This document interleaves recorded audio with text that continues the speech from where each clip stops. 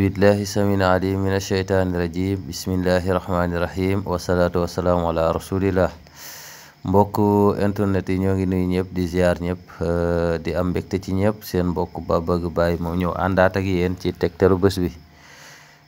tey ñu indi woon secret bu yéeme lool ci ubbeeku wërsëg, macha allah. mboolem ku ko jëfandikoo da nga ci gis li nga xam ne mooy réussite.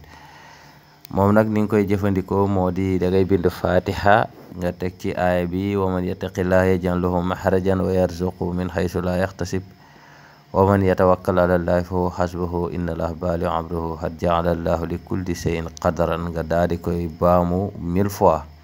aaya bi nga bind ko junni yoon, nga boole ko ak parfum bu neex boo xam ne amul alcool nga koy sangoo. cangu gi nag dimanche lay tàmbale waaye amul fu mu yem. waaw bu la neexee nga sangu ko weer wala lu ko ëpp, nga def ko njaq rek sax di ci sangu. ci kàttanu borom bi subhaanahu wa taala yàlla dina la ubbi wa nga yëg ko de incha allahu rabbi. balaa am weer da nga gis ay buntu yu ubbeeku fekk yaa ngi sàmmanteeg nag li nga xam ne moo di làpp.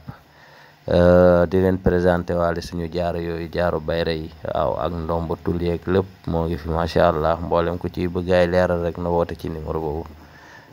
macha allah. asalaamaaleykum wa rahmatullah.